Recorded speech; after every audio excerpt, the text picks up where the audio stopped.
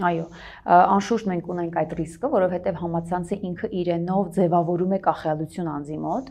որովհետև համացանցի ներսում նույն այդ նամակագրության process-ը, նույն այդ լենտան անդադարձելը, սպասել լայքերի, view-երի, կոմենտարիաների կամ նամակների, ինչպես դուք ասեցիք, մարդու մոտ կարծես ստեղծում է անընդհատ այդ չավարտվող գործողության հոգեվիճակը, որ կա մի բան, որ դեռ ինձ սպասվում է, կա մի բան, որ առջևում դեռ պետք է լինի, եւ ստացվում է, որ դու անընդհատ չես ուզում մի կողմ թողնել հեռախոսը, անդադ ինչ որ բանի սպասում ես, եւ սա երբեմն կարող է բերել հենց անքնության։ Կան մարդիկ, որոնք ամբողջ գիշեր այսպես հեռախոսը ձեռքին ինչ որ բանի են սպասում, կամ փորձում են հետևել լուրերին, փորձում են հետևել իրադարձություններին, որտեղ մի պահ, երբ որ իրենք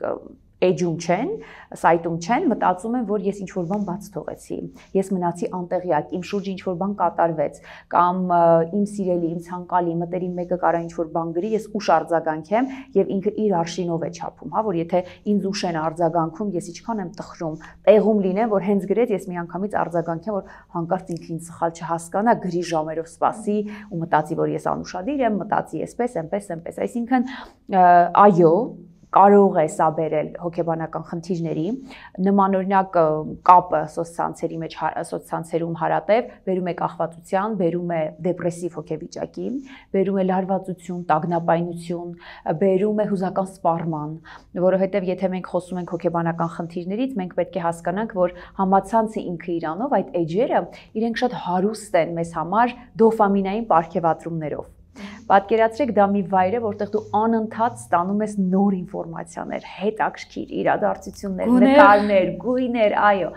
միշտ կա քո շուրջը ինչ-որ ակտիվություն, եւ մենք գիտենք, որ դոֆամինը դա այն հաճույքի հորմոնն է, որը ստանալով մարդը իրեն լավ է զգում, գոհ է զգում, բավարարված է զգում, եւ ցանկացած նման նոր ինֆորմացիա, նոր նկար, նոր երաժշտություն, նոր հետաքրքիր տեսահոլովակ դոֆամինային մի պարգև է,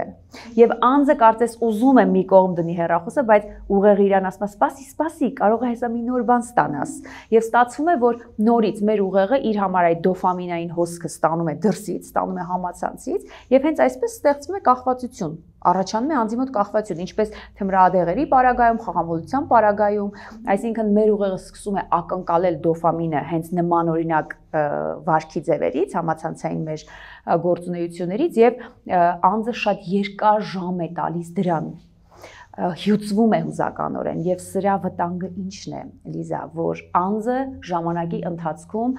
հայտնվում է մեկ ուրիշ բևեռում, իրեն այլևս ոչինչ սկսում է չհետաքրքրել։ Այսինքն կյանքը իրական դառնում է անգույն։ Իրական կյանքը նախ, իրական կյանքը իր համար կարող է դառնալ ձանձրալի, անհետաքրքիր, անհույզ, որտեղ ինքը դոֆամինը չի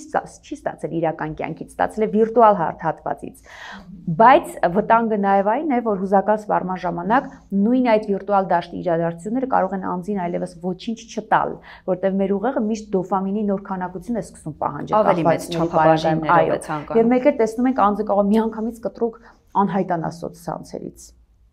Դա էլ է դրսևորում, դա էլ է վարք, կամ հայտնվի շատ ծանր հոգեվիճակում, դեպրեսիվություն, լարվածություն, ագրեսիա, օրինակ մի պահ ինտերնետը անջատվում է եւ մարդը հայտնվում է հիստերիկ վիճակում, տագնապայնություն, խուճապ, ինտերնետը չկա, ինչ պիտի անեմ, ու իր մտքում ենթագիտակցաբար կամ գիտակցաբար, հա, կամ միտք, որ ես ինչ որ կարևոր մի բան բաց եմ թողում հիմա։